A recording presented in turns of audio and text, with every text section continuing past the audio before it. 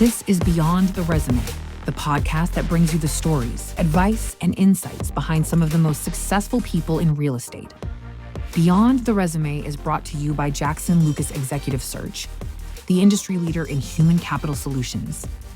Here is Chris Papa and Lisa Flicker. Jamie Smarr, welcome to the podcast. How you doing? I'm doing great, Chris. You are the CEO of the Housing Partnership, New York City Housing Partnership. That's correct. The Housing Partnership, we just actually had tell the millions of people around the world. We're competing with Oprah for audience here.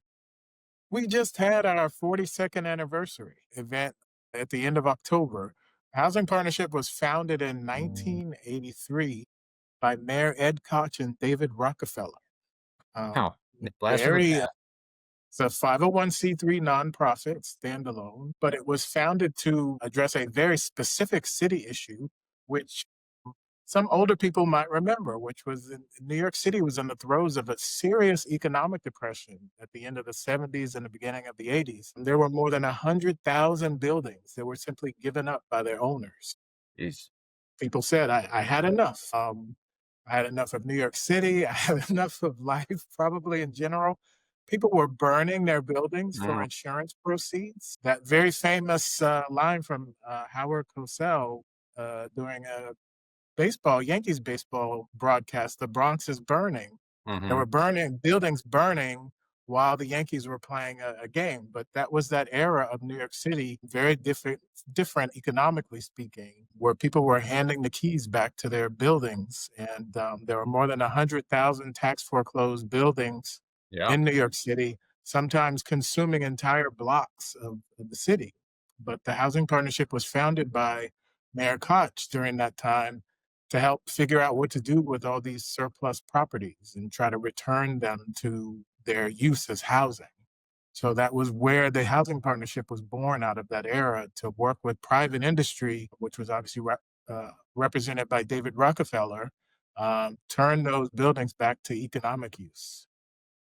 I did not know that. That's awesome.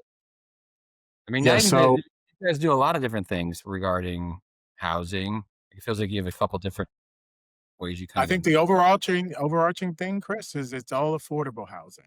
So we are solidly a production and an advocacy organization for middle-class housing. That's kind of where my entire career has been involved with some sort of middle-class housing, promoting economic and educational opportunities for middle-class New Yorkers. That's my entire career, years of it, 30 plus years of it. So we 30 are. plus years. When did you start? When you were like 10 years old? That's really funny. I came to New York City in 1994 out of college, out of Duke University. I'm originally born and raised in North Carolina, and I came to Brooklyn, New York in 1994 to get my career started. So that's kind of how I made it to New York. But the Housing Partnership, absolutely. We continue to be involved present day in promoting housing opportunities for middle-class New Yorkers, promoting that's on the homeownership side for first-time home buyers as well. How does that work? Well, I'm actually one of the things that animates me, Chris. A lot of people don't know that New York City is very solidly trying to promote home ownership for first-time home buyers. New York City still has a home ownership rate that is half the national average.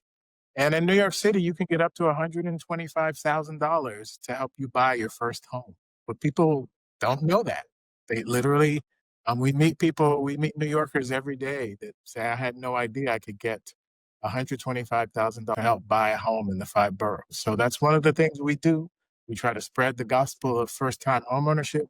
We also work on the rental side. So we're promoting new construction opportunities for affordable rental apartments. Anything that's involved with affordable housing, the Housing Partnership is solidly involved in. So I saw a photo, I think it was something with L&M. So L&M, I assume you were partnering with them on some deal recently? Yes. Yeah. Can you tell us how that works, how that partnership works? Sure. L&M's one of the leading affordable developers in the city. So we partnered with them on multiple projects. So the Housing Partnership is always working with private industry, private developers to try to get them to access whatever tax and zoning benefits that either the city or the state of New York will make available for building or renovating middle class housing. So you work with them and you're like on behalf of L&M, sort of make sure their project gets completed in the right way. And that's awesome. Yes, very often the city will have grant funds that they want to pass to private developers, private development, and they will pass those grant funds through the housing partnership as our conduit. So that's Cool. why I say we work very closely with the city and the state housing agencies on a variety of projects. So you know where to get everything. Yes, and that is the way Mayor Koch set up the housing partnership to be sort of like a hand in glove with the city and the state as far as housing creation was concerned. So yes, I think that's a very good analogy. That's great. So if I'm a developer and I want to figure out how to access certain things within the city there, I can call up Jamie Smarr and say, let's work together. That's absolutely right. Last year we worked hand in glove to deliver about I think it was 11,000 newly constructed or rehabilitated affordable housing units in the 5 boroughs. So Awesome. that's kind of what we do. So you obviously have a passion for it. I mean, you've been doing it your whole career, right? It seems like. Let's take us back to in the time machine, back to young Jamie. Like you mentioned where you grew up in North Carolina, right? Like say like where Yes. did this passion come from? How did you get into this world? I think like a lot of people, I was a political science government major in college. So that was my first exposure to working in public service. When I was in college, I was a White House intern for Bill Clinton. Cool. I had an internship Did you at the meet state. Monica Lewinsky? I did not. She actually came 6 months after me. So I actually went and figured that out one time. But I had an internship also with the State Department. Um, it was like a good exposure to working in government. I started out my career in government. So obviously I'm in the nonprofit sector now, but I always sort of really push internships. Then they were called, I understand they were unpaid. Now I'm learning Everyone's got to get kids paid get now. paid. Back in the day, Yeah, I they're didn't getting get paid. paid now. But yeah, no, I had a couple unpaid internships. I had a stipend. I had a $15 a day stipend for lunch. Oh, that's nice. So that's a great thing, right? Kids are getting paid for internships now. It's good. But that was my first exposure to working in government and public service, and it really ignited a fire in me. And so I came to New York out of college looking to do more of the same and to get paid a modest amount of money for it. Because I think my first job in government paid me $17,500 a year. I remember that. And now no one's working in government for the money, that's for sure. It made you scrappy too, probably a little bit, right? Yeah, absolutely. But Random I noodle. had a great mentor when I first started out working in government. His name was David Klasfeld, and he has passed away in 2006. But he taught me so much about what's important about being a professional in government, working in government, all these things that like I still use today. I remember he told me, if you're gonna be successful in government, never assume you know why someone's calling. You have to return every phone call. Like, don't look at the phone and say, "Oh, I know, I don't want to talk to that person." And I remember that fundamental lesson, and it served me well in so many different positions. Like, I started out working in housing, coming to New York. So around 2001, I left the housing arena. This was around the time that Michael Bloomberg became mayor of city of New York, and I started developing charter schools. So I Cool. actually there was a huge initiative to build out charter school capacity in New York City from 2001, really all of Mayor Bloomberg's 12 years as mayor. We built a huge number of charter schools from 2001 to 2013, and really went from a position where no kids were going to charter schools to present day. There's about 150,000 kids going to charter schools in New York as a complementary to the regular public school system. But all those years, like those fundamental lessons I learned from David Klasfeld, like a professional mentor, Really just great all around guy. I even use them today. It's yeah. We don't One of my questions at the end is about mentors because yeah, I mean, there's a myth that, like, Uh-uh. the American made man, like, but the self-made man, I don't believe that. Nobody we all stand on the shoulders of the people that come before us. It's true. So you were going through government, I'm sure you learned a lot that you use now, right? You kind of were on that side of the table, now you're on a different side of the table. Yeah, can you tell us about kind of how you got to the housing partnership, like, and kind of Sure. Well, I mentioned that I worked. I from 1994 to 2001. I was doing different housing related jobs for the New York City government. The last position that I had there was called Director of Zoning Incentives. So the city has at that time, which is called a voluntary inclusionary housing program, where developers can actually build a bigger building if they offer more affordable rental units in it. So I ran that program. That was the last program I worked in before I left the housing arena. And I then went into the education arena building school facilities. And I did that until 2013. So the Bloomberg administration ends, I actually went back into housing. For a decade, I worked for an organization called the National Housing Partnership Foundation, which is a national 501c3 real estate developer that only does low and moderate income housing nationwide. So from 2013 to 2023, I actually returned to building affordable housing like I had did at the beginning of my career. And around the decade point of uh, that job, where I was senior vice president, I actually got a phone call from someone who's a director at the New York City Housing Partnership to let me know that there would be a CEO position coming up and would I be interested in interviewing.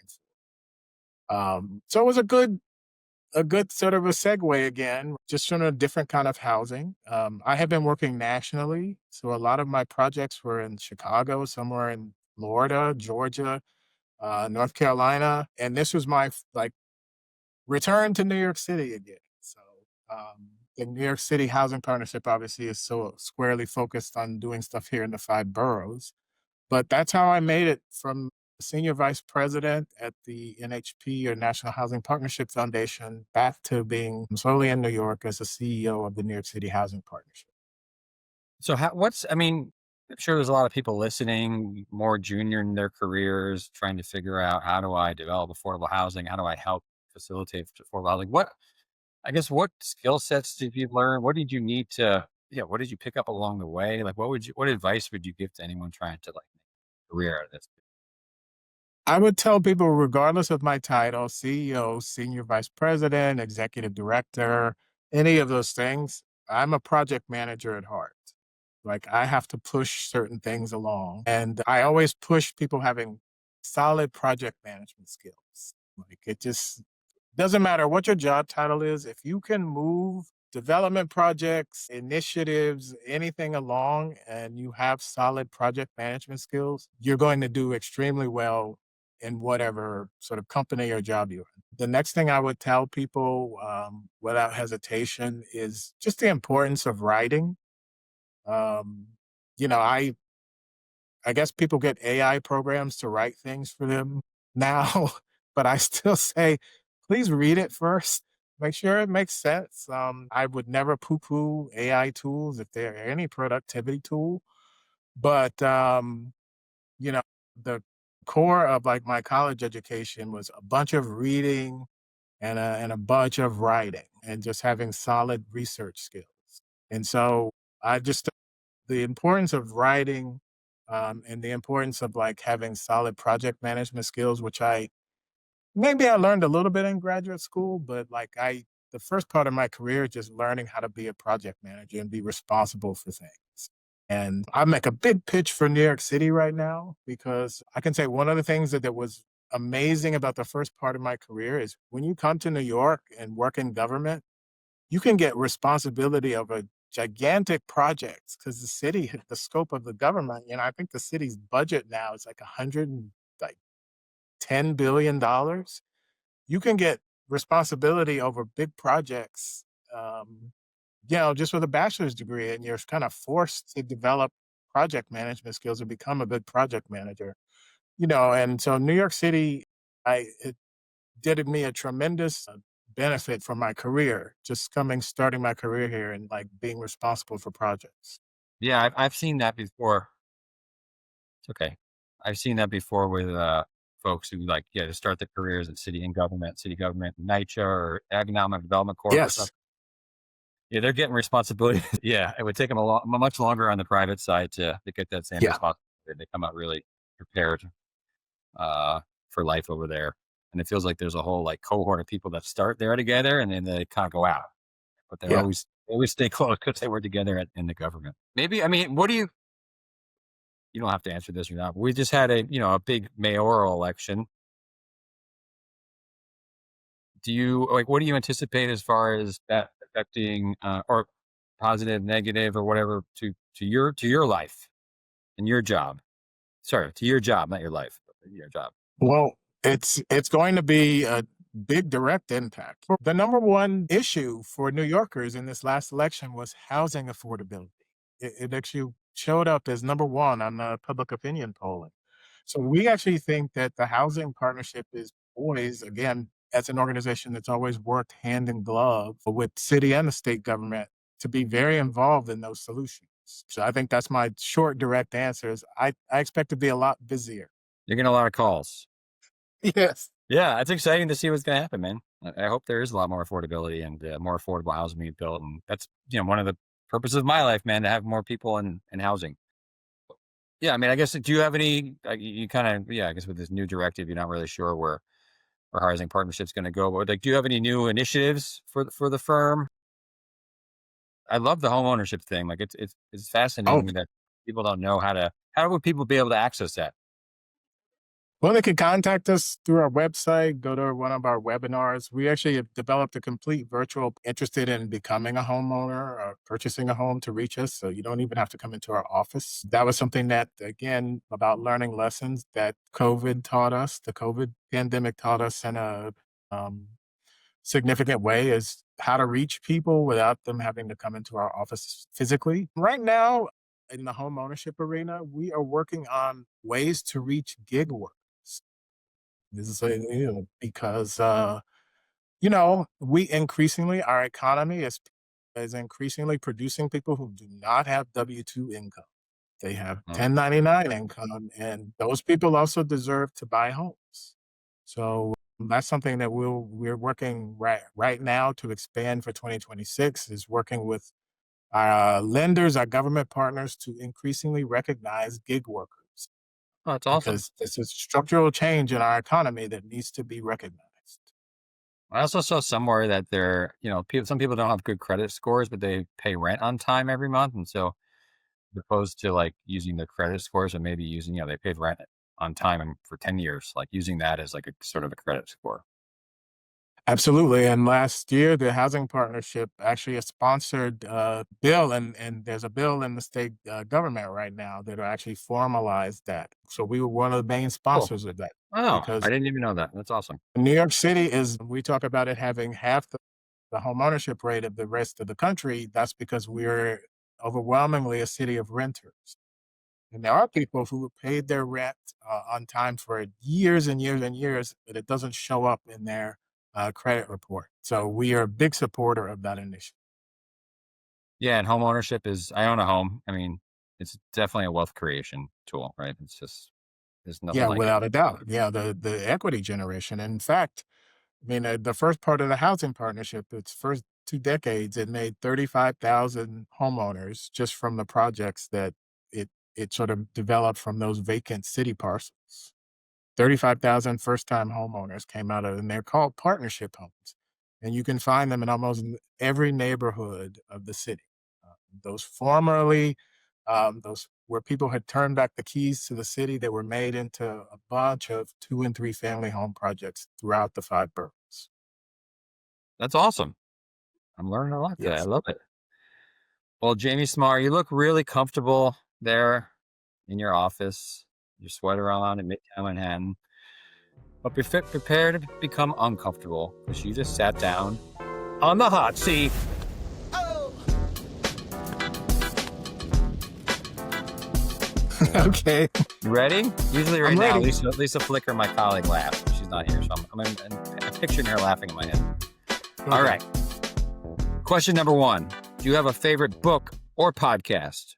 Or podcast? I don't have a favorite podcast. I guess I should say I might be Well, developing your one episode of beyond this the podcast is your resume. favorite. Yeah. So, but my favorite book in a is a book that I actually read when I was a kid. It's originally published in French. It's called The Little Prince. Oh, yeah. Nice. Yes, it's actually like kind of my life philosophy. I love it. Don't worry about having a favorite my mom's favorite podcast is not even my podcast. So Okay. it's not even my mom's favorite. But do you have? I imagine you're very busy. I feel I'm very busy. A lot of people we interview on here are like executive level people, and they got a lot of responsibilities. Do you do anything in your life that kind of helps you kind of get grounded? Like some people have like a morning routine or an evening routine, or something that keeps you like, "Whew, I'm a human being living in this world." Like, forget that. For Yes. That for me is going to be Muay Thai kickboxing. wow, Yes, which I've done for many years now. It's an incredible stress reliever. wow. So don't mess with you. Yeah, so I am definitely a Muay Thai kickboxer You must have some incredibly tough shins. and a host of injuries along the way to prove it. That's awesome. Now I'm sure a number of people have worked for you over the years. I mean, what do you look for when you're hiring someone? Is there like, and also like, I also want to curious, like, how do you vet that out? That's the hardest part. We all know what we're looking for, but how do we find that when you're interviewing people? Something I already mentioned, Chris, I look for great writers. Cool. Yeah. Your ability to express your thoughts on a piece of paper, I don't think that will ever fade away. If you can organize and express your thoughts on a piece of paper and put together a convincing argument that's backed up by research on a piece of paper, I'm probably going to hire you. There you go. You heard it here first. Put the AI I hear away. that, like, I got scared. I read an article recently where people were saying that some high school students were complaining about putting together a 5-paragraph persuasive essay. It was like too hard, and I just thought, oh, I I, hope that's not true. I really hope that's not true because that was like I'm a liberal one of arts major myself. I was a history kind of political science guy as well. So yeah, you got to learn how to write, communicate, express yourself. I also thought from learning that it was like I got a bigger picture than just I got yes. to see different perspectives, which is I'm very a helpful. big humanities person, like just having to read a bunch of read and distill like 900 pages of stuff and like prove like that is more than anything has helped my career. So I'm a big humanities person. People still they can't believe it. So what you majored in religion and government and in college? I'm like, yeah, I did. Because it teaches you how to put together arguments and stuff like that. Yeah, I agree. I mean, I love it. Now you already mentioned one of your mentors. How about we'll go to this question? What has been one of your most memorable deals that stands out? You're like, wow, maybe that was amazing that happened. Yes, it's we can go, but you can even go buy it today. If you were to go by a project that's called 252 East 57th Street in Midtown Manhattan, Okay. you will see 3 schools on the ground floor, and then you'll also see a retail box and a housing project built above it. That project actually won New York Region ULI Mixed Use Award for excellence several years ago. Wow. But that property is actually on land that is owned by the Board of Education of New York City. The Board of Education owns the piece of land under it. So we took a 2-story elementary school and that was occupying, I would say, almost an entire city block, and it's now a 1 million square feet mixed use office project. Mixed use, not mixed use office, but mixed use project. And so I like that project because Whole Foods is the anchor tenant in the retail part of it. And they also have given the high school students jobs that are on the same site. Yeah. So it really just characterizes what's so unique about New York. First of all, we have to use every square inch of space. And that's why I kind of pushed I mean, you had a probably a 60 to 70,000 square foot elementary school on an entire city block. And we just came back through and said that we have to make a better use of this space. And we did. We got a brand new elementary school, brand new high school, and a retail box and a housing project above it that's all giving revenue to the city's Department of Education. My Highest and favorite best. project ever. And I go by it. And I like it because if you look at the cornerstone, it's got governor, mayor, city council, states, and then all the way at the bottom is my name at the very Nice. bottom. I gotta go check that out. Yeah, so if you come upon the High School of Art and Design, that's the project, 252 East 57th Street. Pretty awesome, man. And that's what's so cool about real estate, right? You can kind of see, you can see it. It's not just numbers. And it fits in Midtown Manhattan, like huge mixed-use project. No one thinks of anything about it in Midtown. But we've now used every inch of space that we could instead of just having a squat elementary school building. And also, I mean, that says something about Manhattan. Like a lot of cities where I am in San Francisco, like you would not be able to do that. I don't think. Like it would be so much. It would take forever to get that done. Maybe I don't know. I feel like it takes. They're able to utilize reuse that space for the highest and best use. Yeah, New Yorkers are definitely they're used to density, so that's not a big problem. We probably wouldn't have been able to do something like that in Staten Island, but Midtown Manhattan, it was a no-brainer. But I was also very emblematic of Mayor Bloomberg was very smart about making big economic development projects. I would say in a way other mayors were less so interested, but Mayor Bloomberg pushed us to do stuff like that. Very creative uses of real estate, so forth and so on. There you go, Mayor Bloomberg. Well, Jamie Smarr, you are the CEO and president of the Housing Partnership. Thank you for coming on the podcast. It was great to get to know you better. Chris, great to meet you and your team. Thank you for listening to Beyond the Resume, a Jackson Lucas podcast where we take a deep dive into the career journeys of some of the top minds in real estate and equip you with the knowledge to move forward in your path towards the success you've envisioned. Make sure to like, share, and subscribe to Beyond the Resume. We're grateful for your support. All episodes of Beyond the Resume are brought to you by Jackson Lucas, building inclusive and diverse businesses through talent acquisition. Visit us at jacksonlucas.com.